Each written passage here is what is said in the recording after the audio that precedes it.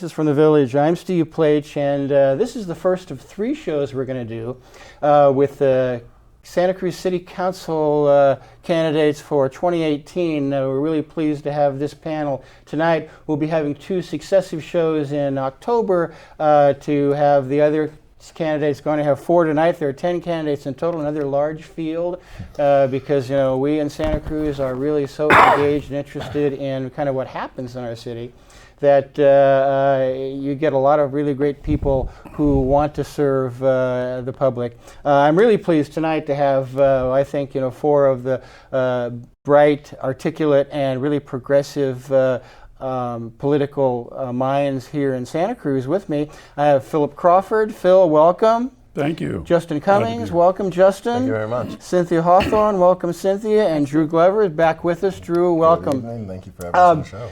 Before we start, I just wanted to mention that this has really been, in my view, a very, so far, robust campaign. A lot of signage out. The campaign floor have been terrific. I was mentioning to the candidates earlier that I had seen the PDC forum that they had just recently, which the ACLU was proud to co-sponsor. And all the candidates, were very well prepared, very well spoken. It's a terrific group, a large group again. In 2016, we had, 10, Drew? Was there 10 or 12? 10 or 12. Yeah, so a large group. But we're really, as I say, fortunate to have so many people who are interested in serving the public. So Philip and Phil, you said, as I was going to call you, tell us a little bit about yourself and kind of what inspired you to throw your hat in the ring for public office. Okay, well, I think I got inspired by working with the community on the west side of Santa Cruz in the jump bike issue. Oh, and, okay. and working with that, a group of neighbors who were very concerned about the safety of seniors and disabled folks on the bike path and what it might do to add the 20-mile-an-hour electric bikes into that fray. So we went to the Planning Commission, excuse me, we went to the Transportation Commission, Planning Commission, City Council, and also to the Coastal Commission. So I got to see a lot of the city working, and I carefully reviewed the zoning plans and the West Cliff overlay, the coastal plans, and I found that there's a lot of things, requirements in our planning that are being ignored and not being followed. So it kind of motivated me to get involved and go to more meetings, study it more carefully, and since there was an opportunity to run for city council, there were 3 openings, 1 incumbent running, that it was a good opportunity to try to make a contribution. And that's what motivated me. I've got 4 generations of Crawfords living here. Oh, is that right? My kids went to Santa Cruz High, both my sons. My oldest son graduated from UCSC. They both went to Cabrillo. My granddaughter went to Santa Cruz High, and my great grandson is now enrolled in pre-kindergarten. So long-time resident here, long-time taxpayer and member of the community. I have started out at 22 years old as a police officer and worked for 9 years. I was a detective sergeant, and I worked a lot in crime prevention and youth education, youth in the law programs, and the PAL program and community policing. And so I had a really great career there, and then I went on into training, which happened to be at the college. And I ended up getting a tenured professorship at San Jose City College, and later went to law school and been practicing law for 31 years, and also then went to work for the court. So I have like 4 different careers. Well, it's interesting that you mention planning and zoning, things like that, because I think one of the challenges for candidates is to understand kind of the complexities of how a city works. How the funding goes, how programs are generated.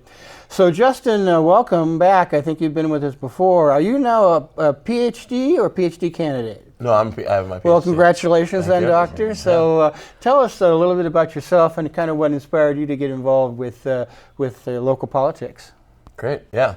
Well, first off, thanks for having me. Sure, absolutely. Pleasure to have you. I grew up in a family that did a lot of public service. My father was a criminal defense attorney.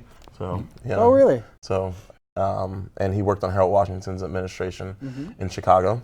And my mother is a nutritionist, and she spent a lot of her life working to prepare a team of women to go out into low-income neighborhoods in Chicago, where they would go to places like WIC and Planned Parenthood and teach people in the community how they could use their food stamps to actually maximize not only the nutritional needs of their family, but make meals that were nutritional for their children. And because of that dedication, I very much grew up with the sense that we needed to make sure that there are people out there looking out for one another, that they're looking out for people's civil rights. And I very much got interested in working towards working in the field of the environment. So I got my bachelor's in science at Eastern Illinois University, and I got a bachelor's in Spanish. I'm actually fluent in Spanish. Okay, bueno. Sí, está súper bien.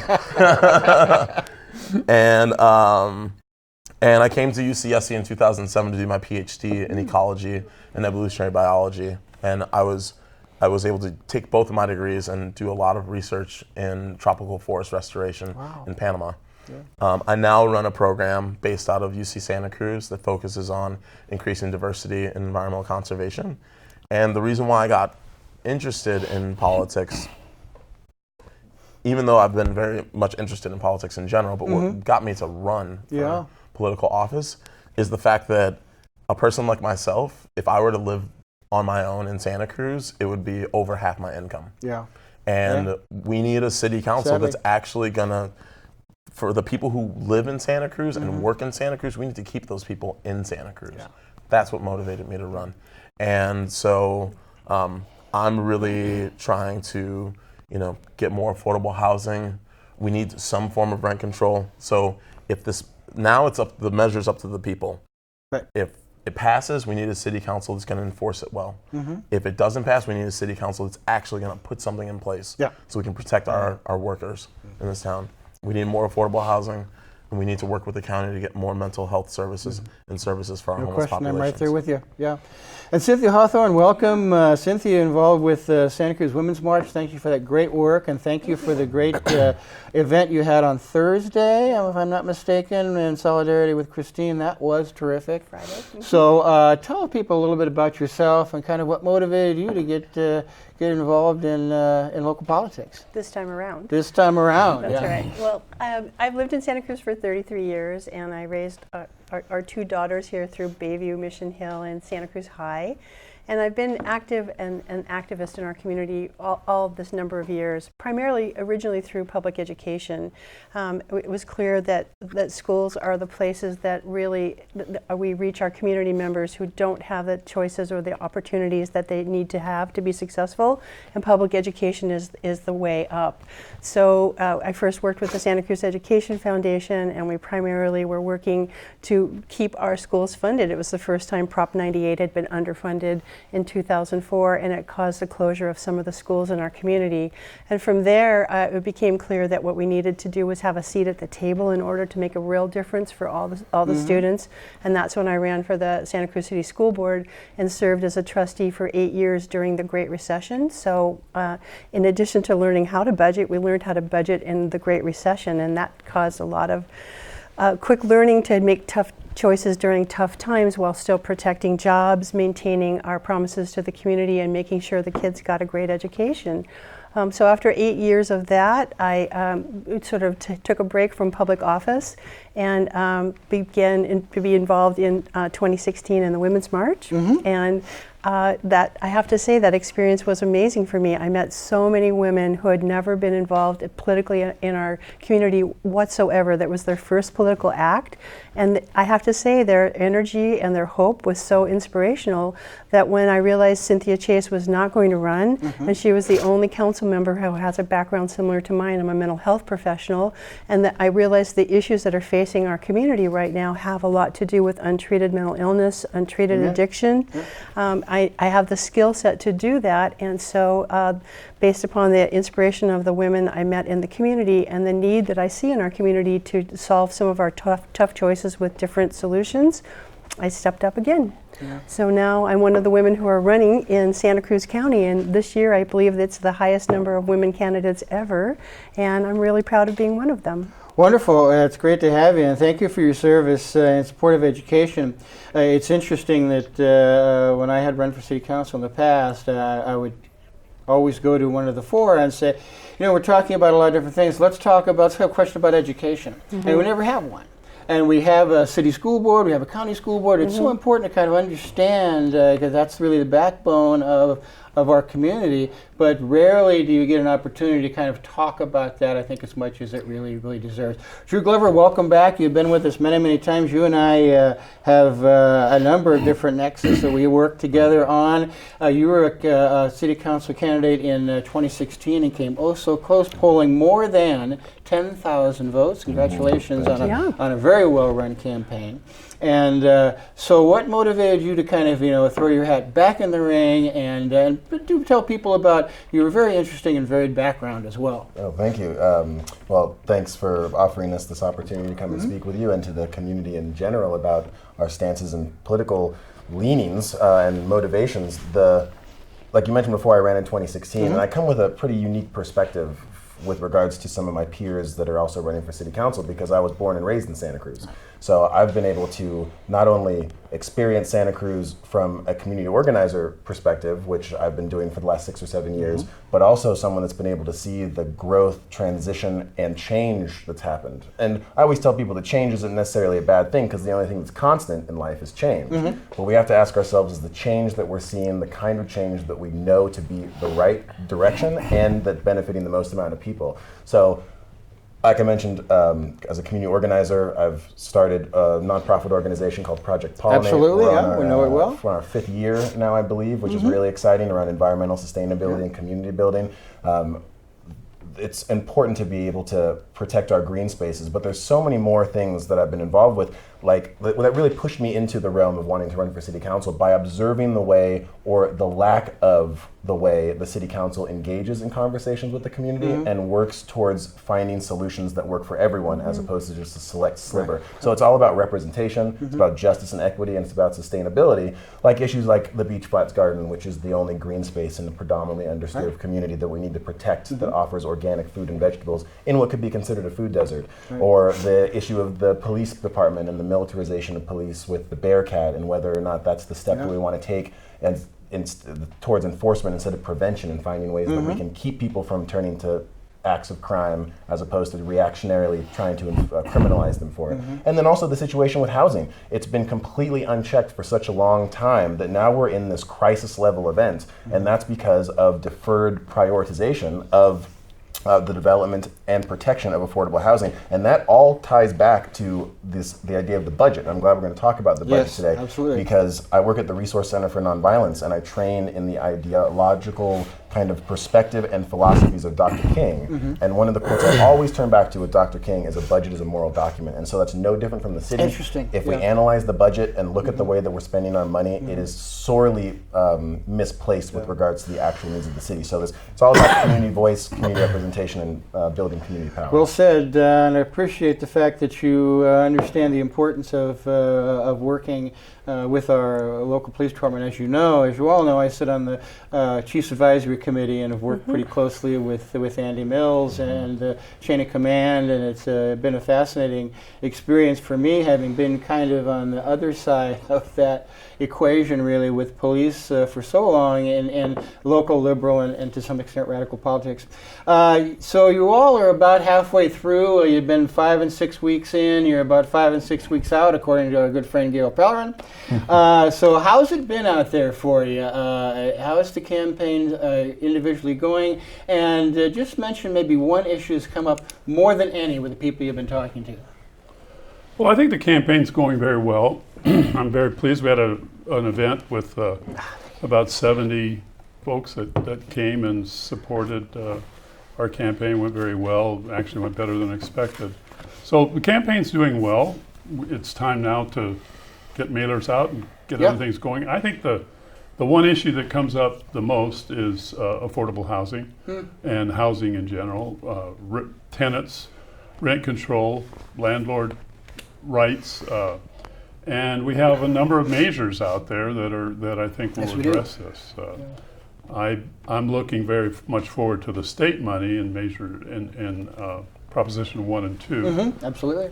And also, we have a county Measure H, which will bring $140 million to the county and probably $30–40 million to the city of Santa Cruz if it passes. It needs a 2/3 vote, unfortunately. Yeah. But I think it's looking promising, and that's going to give us a lot of money.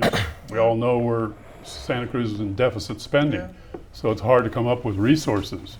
And this money is very important, so I would encourage everyone to support those measures so we have the funds. It's interesting. I think Measure H is worthy of some close scrutiny. In my view, it's not enough money, but nevertheless, I think it's a step in the right direction, so it's something to think about. Justin, you've been out now. It's 5–6 weeks, as I say. You're 5 or 6 weeks from the election itself. How's it been out there, and what's the question that people kind of are asking you? Yeah, it's been going great, actually. And I still need more votes, so I encourage everybody to vote. But no, it's been going really well. I think the biggest thing that's on people's minds are homelessness and mental health, especially around safety, because people are concerned with walking down the street and having somebody who may be experiencing a bad episode of mental health issues and them screaming and potentially feeling threatened by that. And I think the biggest thing is that the people who rent in this town are extremely concerned with whether or not they're going to be able to stay. And I also hear from landlords that they're also concerned with if Measure M passes, whether or not, how it's going to affect them. And so the biggest thing for me with moving forward with trying to get elected is that we need a city council that, if M passes, that it's implemented in a way that's going to be fair and protect renters and landlords. If it doesn't pass, we need to make sure that we have a city council that's actually going to take proactive steps towards putting something in place so that we can protect renters. And that we can protect, and that we bring everybody together to make a decision on the rent control issue, and that's what we really need to focus on right now. In addition to that, I'm also I'm actually pro Measure M, and I'm voting. You can say that here. It's not. And I'm also trying to get Measure H because rent control is not the solution. We need to have more affordable housing in Santa Cruz, and we've lost a lot. I mean, La Bahia was a place. The housing that was behind Kaiser Permanente, that was actually long-term housing, and all these places we're losing them. So we need to get more affordable housing, and then I'm also supporting Measure G, which is a half-cent sales tax at the county level. It won't actually be implemented in the city of Santa Cruz, but it will provide more services towards parks, homelessness, and mental health services that we can use. Well, I'm glad that people are mentioning to you mental and behavioral health and the importance of that. As you know, I'm the chairman of the board of directors for MHCAN, the Mental Health Client Action Network, and we're the only peer-run, peer-owned, and peer-staff provider of mental and behavioral health services in the county. And I've always felt that the only way to create positive outcomes for the homeless, to really approach substance abuse and crime, is increased access to mental and behavioral health. So that's just my 2 cents worth.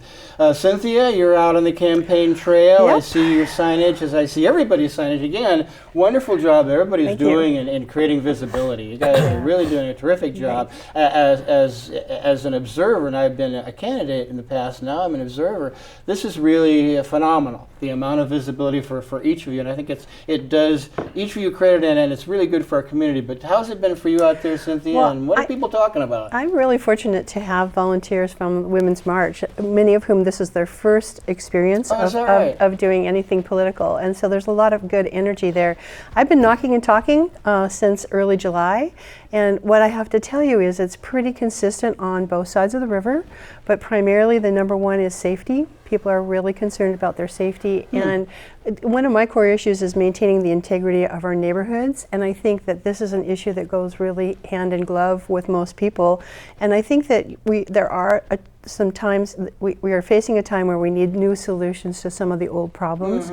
And in addition to safety, I think, basically what Justin was talking about too is that it's clear that we have to do a better job with treating mental illness and creating solutions with mental illness. Back in the day, I know you're on the board, but in the 80s, I worked over in San Jose, and we had a crisis team where we actually had mobile vans that really would drive around, and we had a diagnostician, a social worker and a police officer, and we would drive up to people that we saw were having a hard time on the streets, and we see that downtown every day. There's 4 or 5 people who are really having a hard time, and the only intervention that we have now is through the criminal justice system, and we both know that that's very expensive and also not very effective. Right. So what I would like to see us do is go back to the future, go back to things that we know used to work in the 80s. As Phil mentioned, we're going to have a pot of money here, probably the first time in a generation that's sustainable if we get Measure H and Measure G and Props 1 and 2.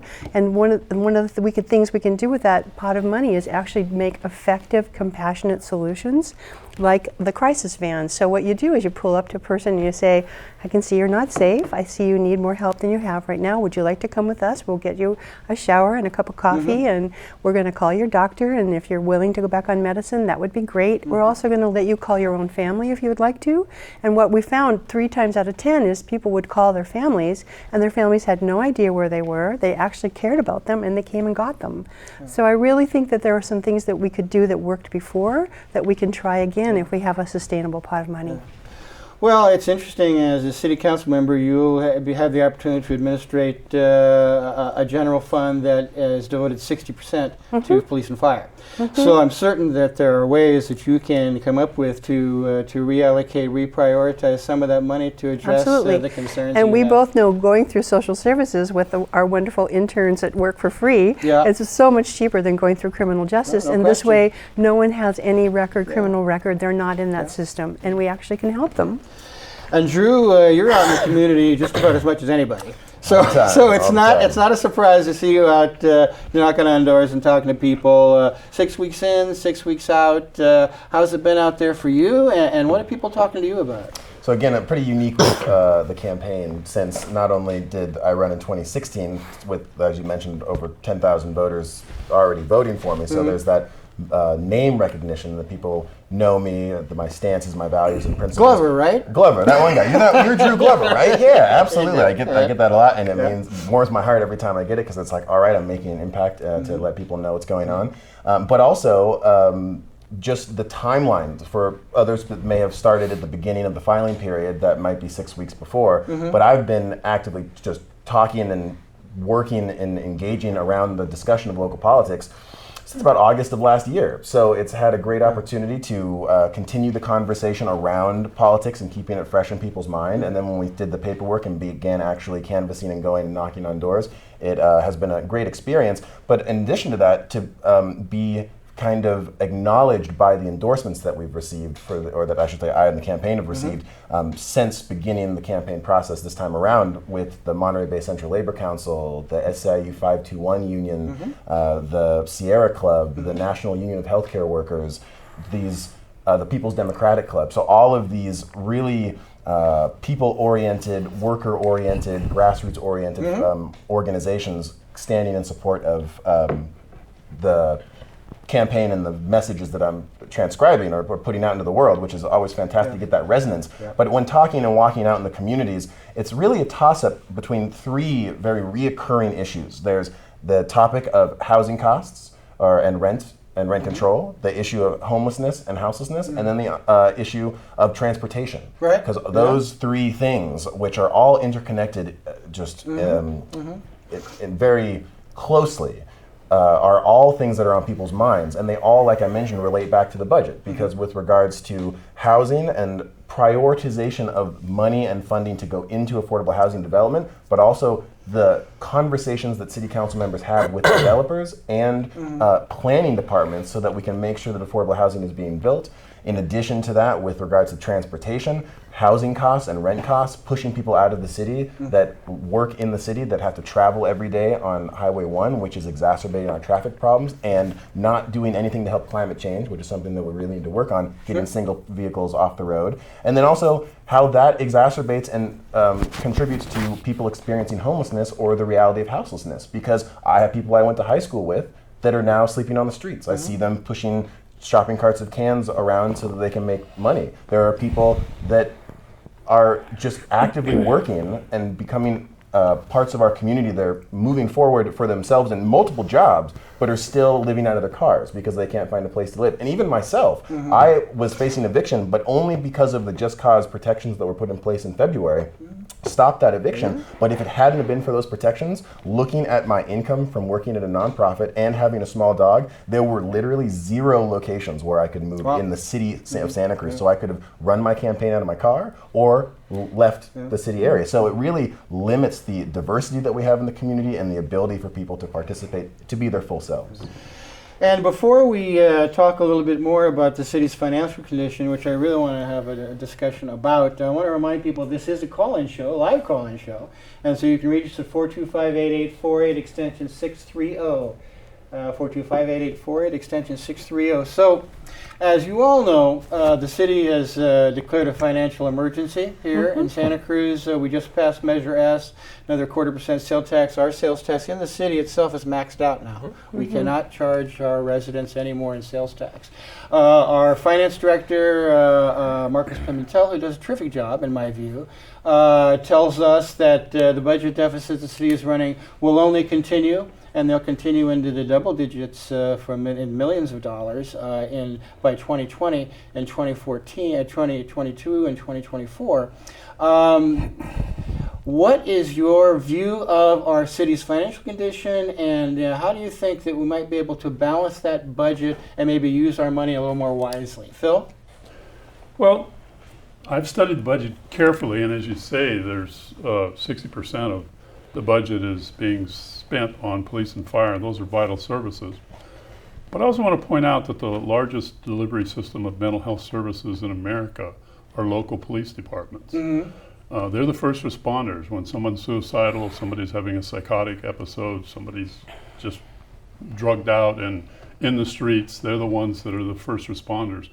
And the criminal justice system is not the answer, but those are the folks that need to be trained to get these folks into the kinds of services and triage them that they need. So let me interrupt you, and we'll go back to you in a moment. I do have a call.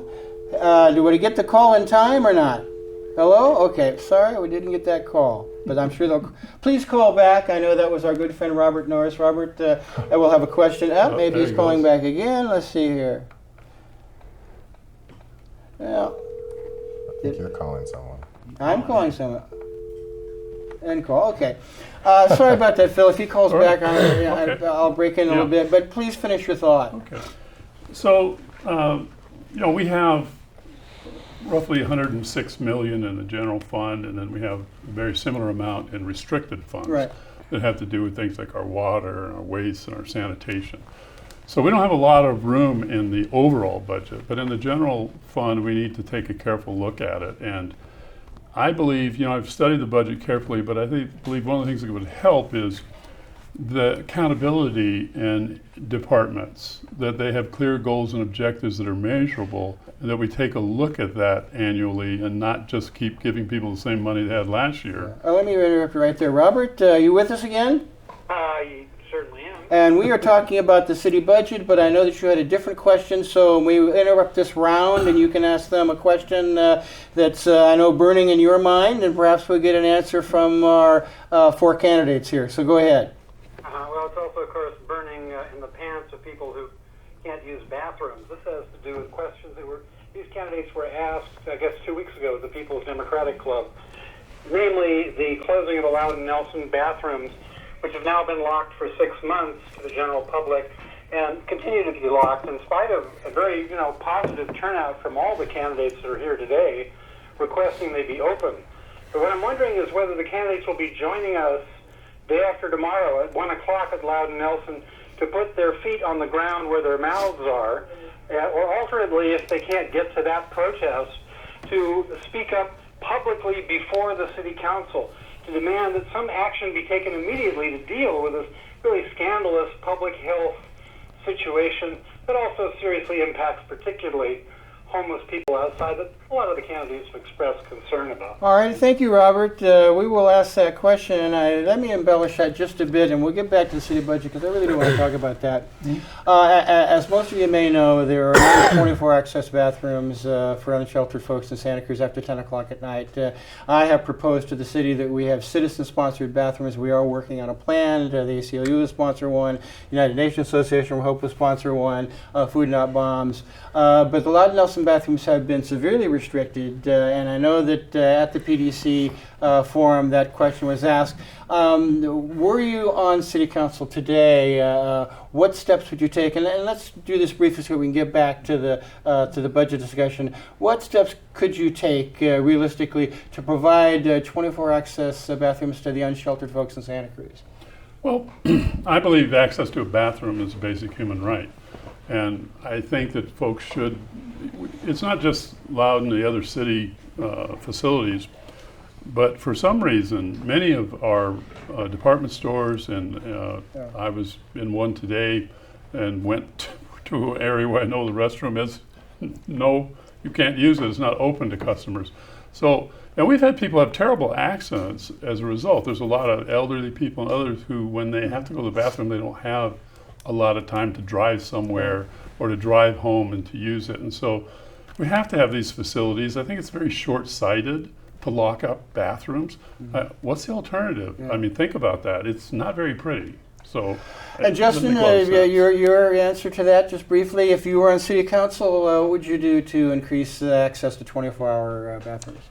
Well, I think that we need to open the ones at the London Nelson Center to start. London Nelson, thank you very much. I think that we also need to provide more options for bathrooms, and some of those should be permanent facilities. We have facilities down at the beaches that get locked up, and those need to be accessible, and we need to promote and have more of those throughout the city. Cynthia? We obviously this is a human right, and it's also an issue of wellness. And I think the recent Hep A epidemic was a result of people not having access to clean facilities and no way to wash their hands. And I believe that several of the businesses actually used the county mandate of how they had to be cleaning the bathrooms during the epidemic to permanently close their bathrooms. That's what happened with Ross and other kinds of stores. And I think that what we have to do is make sure that the county lets them know that it's really fine to open their bathrooms again. And I think if we as a city and we as people, we're just citizens right now, we can totally encourage our city council to take steps. But if they don't, when some of us are elected, we'll make sure that we do. And Drew, your thoughts? Well, as you know, I had my kickoff event on August 19th, which was World Humanitarian Day at London Nelson, which is the community center downtown. For those of you, the viewers that are watching and may not know, the reason why Justin and I refer to it as London Nelson is that was in fact his name, and he was an emancipated slave that came out here and donated his property to the Santa Cruz school system, and also the reason why the community center is named after him. So it's problematic in a lot of different ways to say that we're going to close a community bathroom. And one of the things that they cite for the reason to do that is because of drug use and vandalism. And just like I was mentioning before about Dr. King's quote about the budget, the idea of people exerting anger out at inanimate objects or breaking tiles in bathrooms or vandalizing things is because they are so angry from being unheard or undercared for or living in a society that they feel is holding them down or away from being able to reach their maximum potentials. Now, it's a longer process with regards to how we can open up all of the bathrooms in Santa Cruz, and it has to do with allocations of budgetary money, because if the question is it's too expensive to keep bathrooms open because we keep having to clean them, or for whatever other reason, then we need to be able to either find remedies and make it so that people don't feel so angry that they need to destroy things to exert their opinions, or make it so that we can allocate the money necessary to make sure the bathroom can maintain open and sanitary. The other aspect to it too is the impact that it has on public safety. People talk about wanting to live in a safe community, but for our city to just seemingly unconscionably lock bathrooms for people that are already experiencing homelessness, it only exacerbates, as was mentioned before, the exposure to human waste, to the impacts on the downtown area when you're walking downtown and there are giant clumps of human waste on the sidewalk. That is a direct result of the city's leadership in the issue of bathrooms and the lack of advocacy that our local leaders have had in working with local businesses to make sure those businesses or those places are open. So strong advocacy and strong voices on the council. And I'll just say briefly that one of the reasons why we have the citizen-sponsored porta potties that we think are going to go online in October with hand washing stations is because the city has failed us in that respect. So as citizens, we're taking this upon ourselves to do this, but as city council members, you certainly will help us in that area. Phil, just another few moments on the budget so we can move on. I have a lot of experience with budgeting. I was a deputy court executive officer dealing with what's now about $120 million budget. I'm on the budget committee for San Jose Evergreen Community College District. So I work with budgets all the time, but one of the flaws in budgeting is that they roll things over. And you had this much money last year, so we get next year. And we really need to evaluate what are you doing, what are you hoping to accomplish, and what major objectives did you achieve? And then take a look at what your allocation is going to be for the next year. So I think I don't see a lot of that. I think that's an important component. And Justin, as an incoming city council member, should that be the case, you'll be faced with rising budget deficits and a city that feels it's in a financial crisis. How you would handle that? Yeah, well, I think that, a lot of us are in financial crises these days. Absolutely, no question about that. Especially the working class. Yeah. But I feel like one of the things that we need to do is critically analyze and look at how are we allocating our funding right now. Mm-hmm. So, for example, we have a homeless camp that we spend $90,000 a month on for 60 people. We need to reevaluate how we're spending our money in this town, because that is a waste. It's around roughly $1,500 a month per person that's living in that camp that we're spending on. Mm-hmm. We can put that person actually up in a pretty decent apartment in Santa Cruz for that amount. So we really need to think about how are we allocating our funds, where they're going, and whether or not that they're being used in a way that's efficient. And I feel like if I can get on city council, that I would do a great job at being able to critically analyze how we're using our budget. Mm-hmm. I run a $2 million program, and every year that I've been running this program, we have a budget of about $550,000 a year, and every single year we've ended up in the black under my leadership. And I think that I would be a person on city council who could take that knowledge and that ability to critically analyze how we're spending money and put it forward to make sure that we're utilizing our money in a good way. Thank you. And Cynthia, December comes, you're sworn in as city council member, the city finance director comes to you and says we're experiencing these rising budget deficits. Right. We won't be surprised, because the city is basically a service provider, and primarily in a budget like that you pretty much have salary, benefits, and pension. Mm-hmm. And right now the structural deficit is a result of the pension funds underperforming. The investments didn't work. Right. And in addition to that, we also have the sales taxes are falling as a result of the online sales that are happening rather than in our local stores. So really one of the ways to do it is to just first of all acknowledge that the city actually has taken some steps. Measure S certainly brought $3 million in. That was very helpful a year. And also that they took some steps to prepay some of the interest resulting from the pension costs, and so they brought it down over the years, so that will be good in the out years. So really, truthfully, if the plan that they have implemented with the finance director, if that actually goes because the economy stays stable, we're going to be okay, and our cash flow is good. So obviously, having sat in a budget advisory committee for 8 years, I have a pretty good idea what multi-million dollar budgets can do and what hurts them.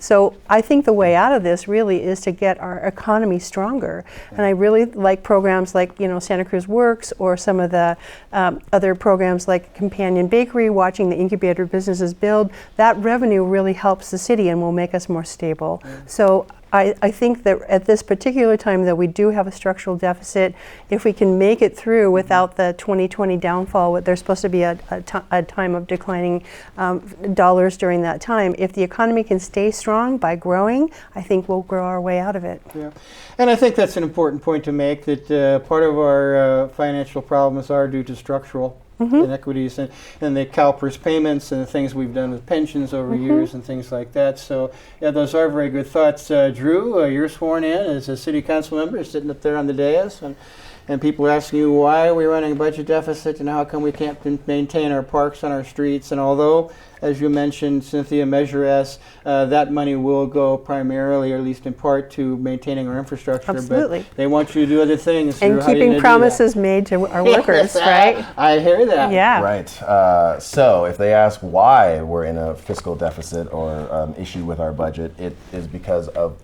poor prioritization and poor planning. Also, it's really interesting that the city would claim that it's in a fiscal emergency, because I look at, and so with the pensions, maybe, but again, that's poor planning. When we have city managers that retire with 80 to 90% pensions when they're making $200,000 a year, and they retire making $200,000 a year for the rest of their life. And a lot of people don't know that is what the structure is right now with some of our upper management in the city. The problem with that is there's no equity between those people and the service workers, because the service workers can only earn, if they work 25 years at the city, they make about 50% of their income after they retire. So there's inequity there. And the city finance director, like you mentioned, it's interesting because I pulled the salary information for the entire city for the last 5 years, and the city finance director, who is claiming that we're in a fiscal emergency, has received a 49% increase in their six-figure salary over the last 5 years. On top of that, if we look at the Talk to Marcus about that. it's in the numbers that the city gave me, so it's like I'm not making it up. Yeah. And the situation with the city manager pay and that level there, he's made $1.3 million over the last 5 years. And then we got to think about the decisions of infrastructure. So we're talking about Lyndon Nelson, putting the wrought iron fences around our local parks to keep out or segregate people that are experiencing homelessness from being able to be inside the parks. Those fences cost between $40,000 and $80,000 per fence. Star of the Sea is another example There's of that. been 4 of them that have been put up over the last 3 years. So that's hundreds of thousands of dollars that we're pouring into those kinds of things. And as been mentioned before, the 60% going into the police and fire. Now, those are essential services for being first responders in certain situations. First of all, though, it's been found statistically that prevention is much more effective and cost effective than enforcement. So if we're investing in social programs that are going to be keeping people out of situations where they have to turn to crime to exist, then we're not only going to see a reduction in crime, but we're also going to see a reduction in the cost associated with mitigating those issues. The city made a decision to cut $25,000 from a program called the Nueva Vista Resources, or Community Bridges, that does prenatal food nutritional programs for newborns, a Meals on Wheels programs for the elderly, and a family resource directive for growing families to be able to get the resources they need. The city cut that program by $25,000 while at the same time approving $59,000 for a mountain bike pump track. There's a skew within the values and the priorities of the people that are building our budget. And with response to police being first responders in mental health issues, it's been an issue in the past with police being first responders to mental health issues, because we know the gentleman with the rake who was experiencing a mental health issue and was shot. That is the problem with having police be first responders in mental health issues, unless they're adequately trained, and we've seen that not to be the case. I couldn't agree more. Let's talk briefly about affordable housing. We've touched on it just a little bit. As you know, you've all seen the Water Street development that's going up, all affordable. So to their credit, this city council or previous city councils who really set that in motion are at least addressing that issue to some extent. What's your feeling about the city's ability, willingness, commitment to actually provide some affordable housing within the city of Santa Cruz? Well, I think they have the willingness to do it. I don't know if they have the resources. I'm hoping that Prop 1 and 2 and Measure H will help with those resources, because as you know, they're operating on a $5 million deficit right now. I think I agree that we can take a look at specific areas and maybe we can come within the green zone and not be operating in a deficit, and maybe change some of the priorities. But I really think that the housing is going to take partnerships with the county, partnerships with the state, and we're also going to have to bring nonprofit and developers and other folks to the table.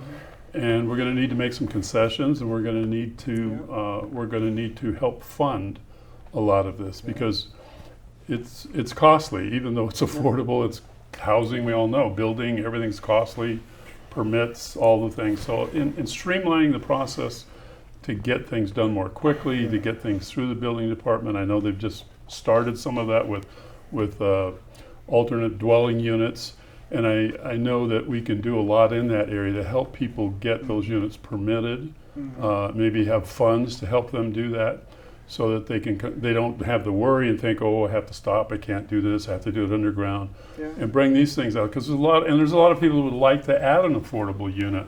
So I think that's part of the way to manage this. I think we need to get rid of the fear right now that many people who are homeowners who have alternative dwelling units, who have another unit to rent, they're afraid that they're going to have something terrible happen to them. Probably more afraid than they need to be, but that's the situation right now. So I think the dust will settle a little bit after November. And I know, as our good friend Bruce Van Allen tells us, building affordable housing in the city of Santa Cruz, which he was able to do 30 years as mayor, 30 years ago as mayor, is a complicated process. It takes a lot of nonprofit investment. It takes a lot of other elements to really get it done. Justin, your thoughts about building some affordable housing here in Santa Cruz, keeping our working men and women local? Yeah. I mean, it's critical to maintaining the integrity of the town. I mean, we can't, if the city wants to, reduce greenhouse gas emissions, if they want to get more cars off the road, a big piece of that is making sure that the people who work here can actually live here. And so I've been discussing a bunch about how past Ocean and Broadway, there's been a bunch of abandoned houses for years now. And having spoke with the city manager, one of the big issues with a nonprofit developer being able to develop in that area specifically has been the fact that they are short about $8 to $9 million. And we recently just sold Sky Park up in Scotts Valley. Okay. And so with those funds that we were able to, and that sold for about $8 to $8.5 million. And so if we can take those funds and loan the nonprofit developers that money, that they can put 100% affordable housing in that specific place, that's one step towards us having more affordable housing in Santa Cruz. Additionally, we need to make sure that we're holding our developers accountable. There's the proposal for 600 new units to go in downtown. Only 100 of those are going to be affordable, and more the conversation has been moving, less of those developments which are luxury and market rate housing. They're not holding those developers. They're trying to not hold the developers accountable for the 15% minimum inclusionary housing. And I feel like we need to have a city council that's going to make sure that we get the inclusionary housing. It would be great if we could increase it. In Watsonville, they have a unit that's going up that's 150 units, and they actually increased it to 27% inclusionary. So how about we try to, instead of putting the developers off the hook and letting them off the hook, how about we work with them to try to not only produce more inclusionary housing, well, we should just do that, and then we can also work to just put in more affordable housing in Santa Cruz, period. And I also just want to point, Please. sorry, No, quite all right. that we need rent control in Santa Cruz. What's too expensive and what's too extreme, the new place, 555 Pacific, $2,400 a month for a studio. That's too expensive and that's too extreme, and we need to make sure that that stops. And as you all know, we just had items before City Council where they reduced the parking requirements so that they could be able to build a downtown, holding developers accountable. Whether or not that falls within that kind of philosophy, I'm not really willing to say, but certainly you will all be called upon to weigh in on that. Cynthia, affordable housing in Santa Cruz, your plans? Well, part of what I think we have to have a conversation about is what is our vision for Santa Cruz and who is Santa Cruz for? And when I hear about building the market rate developments, I'm wondering who they're geared for, because really the people that are here right now need affordable housing, and that's where the crisis is. We're not really having a crisis in market rate housing, I don't believe. And so, one of the problems that we're facing is we're about 97% built out is the estimate. So we really don't have land. In Watsonville, they're able to do some of those things because the land is owned by churches and other people that are allowing Mid-Penn to come in. So I think we need to have partnerships with our nonprofit providers. We need to take a look at where our land tracts are. I know that you've heard me mention before that we should really be talking with our faith community about their large tracts of land that you can see on Google Maps that are actually within the city limits that are not used. There was a great development done at the end of Soquel with the Lutheran Church, and that one has turned out very well, and that is low affordable housing. And I think when we have the conversation about what is affordable, we really need to be defining what is affordable and what is low affordable housing. And I think that's where we need to be focusing right now. The ADU ideas are great, and I think that I just noticed in the newspaper that at the meeting that they had on Thursday, the county has made a decision now to waive the permit fees for ADUs and help people actually take action in the county to build additional housing, and the city has not. And I think that that's kind of interesting that they decided that they're going to do a wait and see. The county's going to try it for 3 years and see what happens. Well, I'll tell you what's going to happen. It's going to work. People are going to be happy, and they're going to get permits, and they're going to build. And I think that what we have is a situation that when I'm knocking and talking, I'm finding something I call the beleaguered middle class. You walk up to a beautiful home and you think, wow, these guys, I'm a renter, so I walk up and say, well, these guys have it made. But the truth of it is they're barely hanging on. And ADUs are not just really for housing for people that are homeless. They're housing for the people that have been living in their big homes, and they now want to move into the small homes and use the larger homes for families to move in so they can stay in Santa Cruz. So who is Santa Cruz for? What is our vision? What are our goals? And let's make a plan about how to reach them and make sure that housing is affordable and accessible to everyone that wants to be here. Since you mentioned that, Habitat for Humanity had a very modest program of incentivizing non-compliant ADUs that seniors would have to help them, make those compliant. So the senior perhaps wanted to downsize their lifestyle, move into the ADU, rent their main primary residence.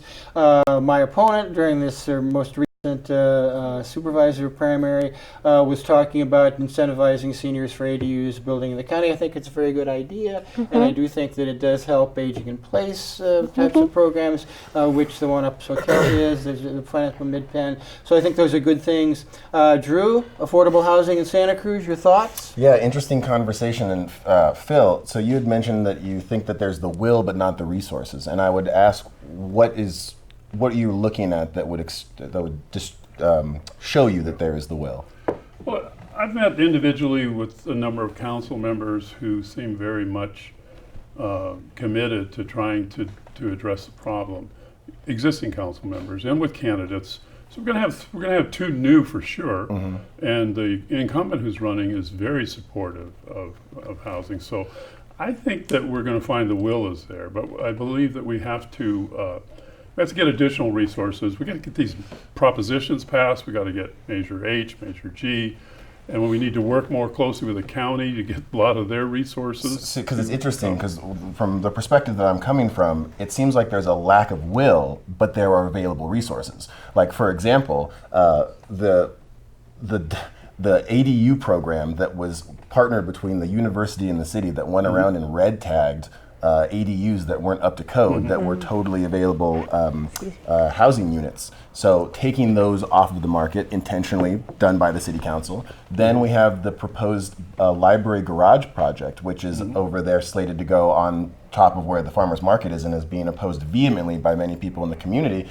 And they're trying to build 600 parking spaces above a library in earthquake country, which by itself seems counterintuitive. But then also that could be affordable housing, or the money that they're using to leverage to build that garage is from the parking fund, and that parking fund money could actually be applied to the Calvary Church, which is right across the street, to help them develop affordable housing on the parking lot that's right there, maintaining those 98 units and building affordable housing up. But it would take the will of not only the city council, which needs to stand strong against the word of the city manager if that's what he's trying to do, but then also make it so that we can really prioritize housing, because I don't think that's what's going on. As Justin mentioned, the 600 units going in downtown with only 100 of them being affordable, that's not prioritization of housing that is needed in Santa Cruz. And it's very consistent and continuous with things. So yes, the propositions and the measures will be great to be able to have that additional money, but what's needed is voices and minds on the council that are willing to not only stand up to developers, but break away from the traditional expectations of development in Santa Cruz and start looking at alternative and somewhat progressive,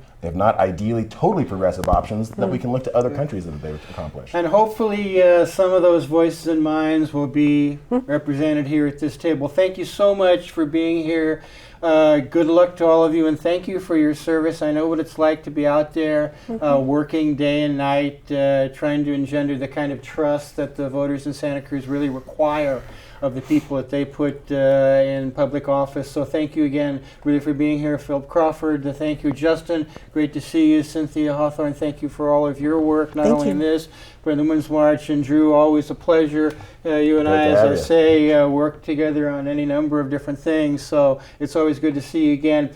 Please tune in again in the second Sunday in October, where we'll have 3 more of the 10 candidates that are running. I don't know which 3 of those will be, and then the fourth Sunday we'll have the final 3. So you get an opportunity to see the 10 people that are taking their time and their energy and in many cases their own money, to stand for public office, to stand up, to show up, and to speak up. And I think there's nothing that really reflects our community values than the people you see here. So thanks a lot for being here. Be sure to turn us in again next month for more of the fine people running for City Council. Thank you all. Good luck, and get out there and let's get some votes. Thank you, Steve. Vote. This has been Steve Pleich, and we will see you next time on Voices from the Village. Take care. Vote.